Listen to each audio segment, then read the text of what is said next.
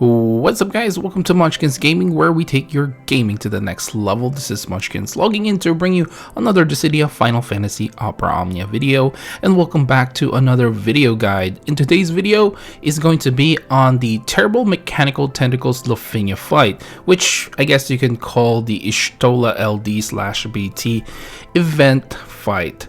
So before we do start, like and subscribe if you haven't already. It does help the channel guys, and I would really appreciate it. So without further ado, let's start this video. Alright guys, so we'll start this video off, of course, on how to deal with the Lufenia orb. This actually starts when the boss's HP reach less than 80%, and the way to get the Lufenia orb counter up is to at least heal 50% of your max HP. So bulk healers like Y'shtola, who can actually revive as well, which is really nice, Aerith, Rude, I mean there's just so many characters that can actually achieve these. As long as that character can actually bulk heal, then you should be fine. Another one that comes to mind is Porum, that can do this as well, and she can actually increase your max HP as well, just like Paladin Cecil. And speaking of Paladin Cecil, he can actually do this too with his LD weapon. Or I guess I should say with his LD ability, not just his LD weapon. So there are a lot of options in regards to how to deal with this Lufenia orb. Alright, moving on to how the fight works. Now the bosses have HP threshold on this particular fight. Below 80% and 50% is when the boss will target the highest HP, and they will do their big Brave plus HP attack. Now there is obviously a way to survive this, and we'll talk about that a little bit later. But while they are below this HP threshold, they will be immune to debuffs and delays until they actually use their Brave plus HP attack, which is multi-slash. And I guess the other thing that I probably should warn you guys about is when you see the all attacks, just consider them all as a AoE Brave plus AoE HP attack all the time. The chances of it just being the Brave attack is very slim, so just consider it as an HP attack that will hit your entire party. That way you can sort of prepare for your heals, or maybe you want to prevent that damage as much as you can. You can do so with a few things like using HP silence, or silencing them, or whatever the case may be. Alright guys, now let's talk about how you're gonna deal with this fight. Of course, having the bulk healer is going to be a requirement because you need to deal with the Lufenia orb. Now the plus and minus reviver here is just going to be depending on your, I guess, strategy. I feel like having the reviver is kind of like just a fail-safe if things go south, or specifically if you're using characters that like kind of blocks the attack for other party members, i.e. Gladio.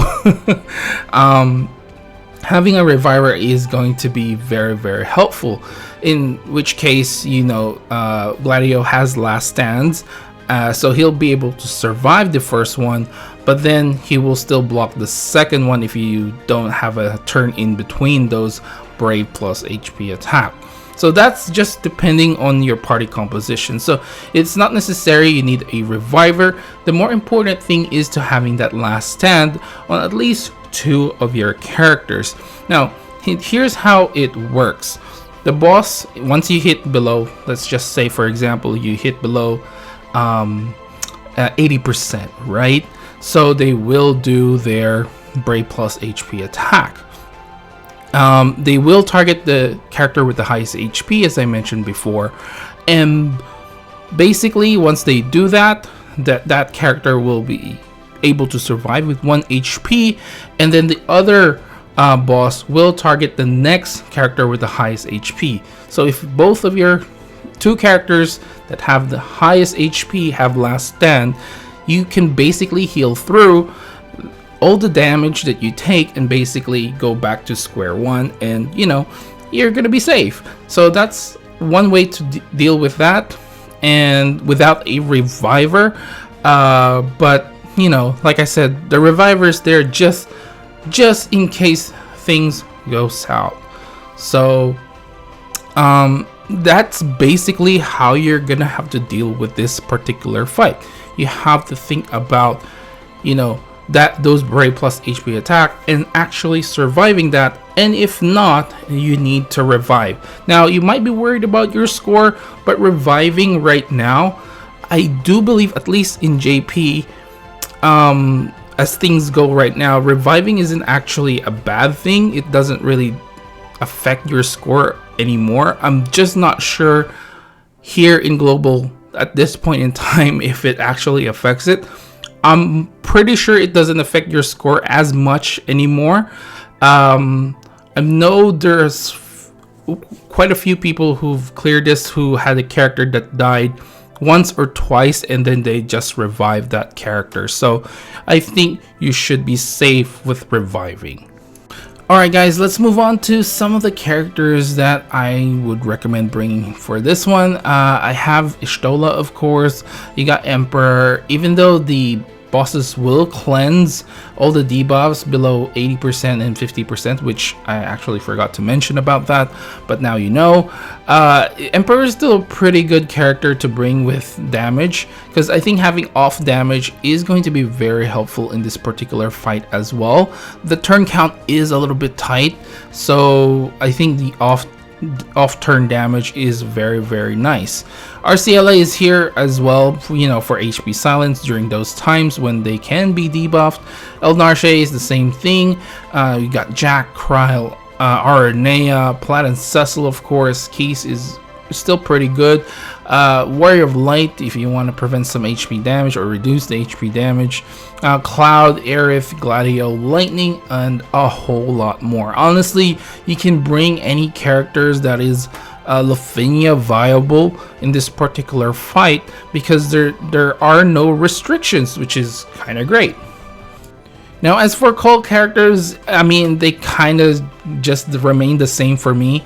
As long as you can apply some sort of debuff to increase your brave damage, or maybe if you want to consider being a little bit more defensive, you can do that too. You can have a Paladin Cecil Cole character, or sorry, a Cole ability, which will increase your maximum HP.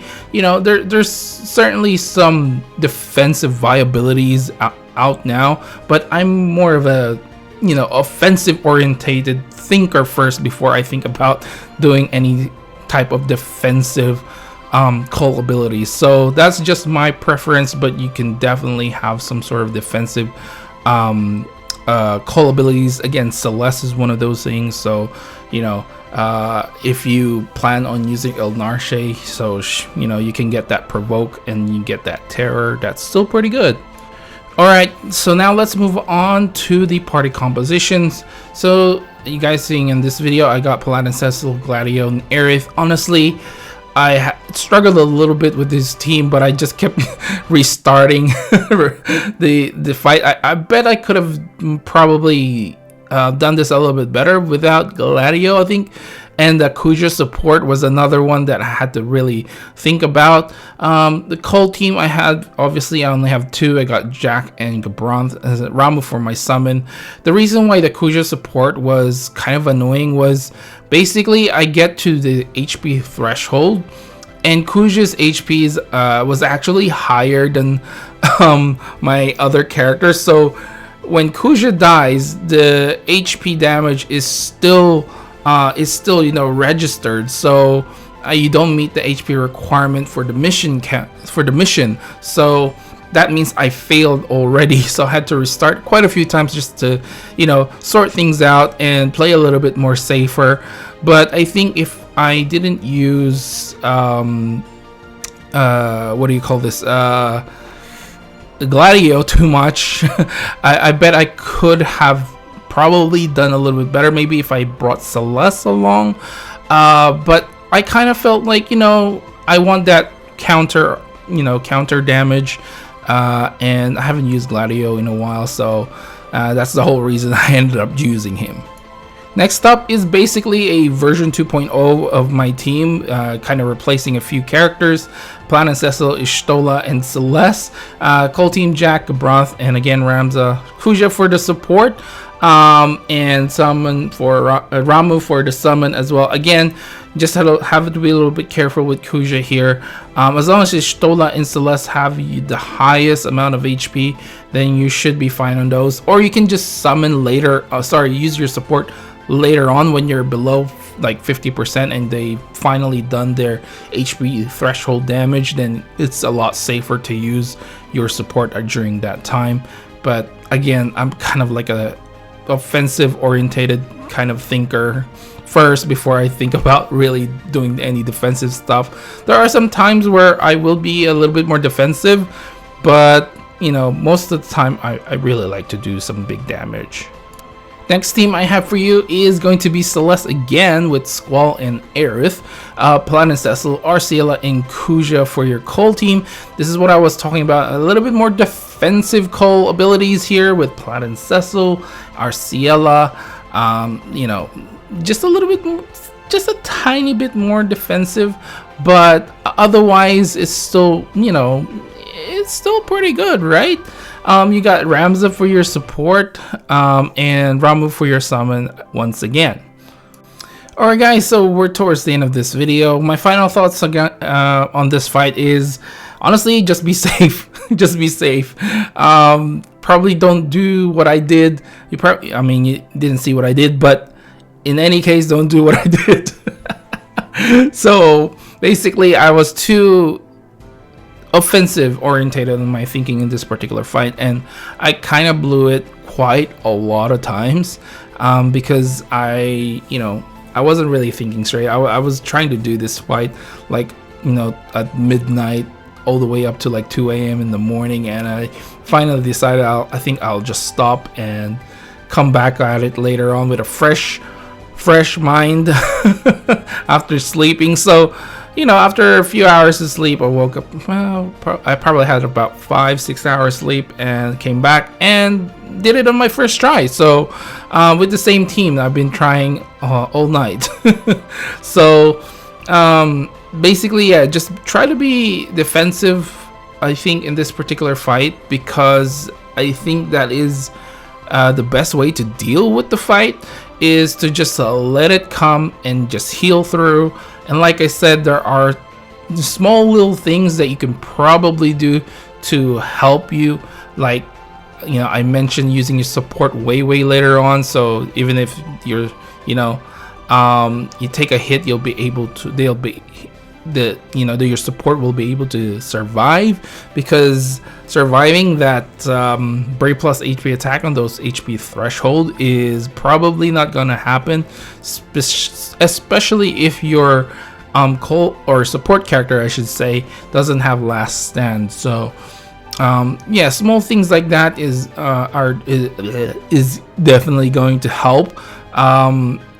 Otherwise, this fight for me, I think on paper I felt like this was going to be easy, but because it took me so long, and I think that was partly my fault anyway. So, you know, I couldn't give this like an easy, because I failed so many times, even though it was partially or mostly my fault. So I would just maybe give this in the middle of the road Lufenia fight, which is nice to have, you know. Otherwise, that's basically it for me in this video, guys. Please do remember to click like and subscribe if you haven't already. It does help the channel, and I would really appreciate it if you share this video as well. You can follow me on Twitter and on Facebook at Munchkins Gaming.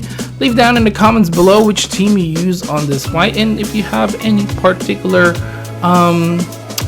strategy that I haven't mentioned. Maybe you did something like a counter attack team or something like that. Let me know down in the comments below. This is Munchkins logging off. Thank you very much for watching, and I will see you guys in the next level.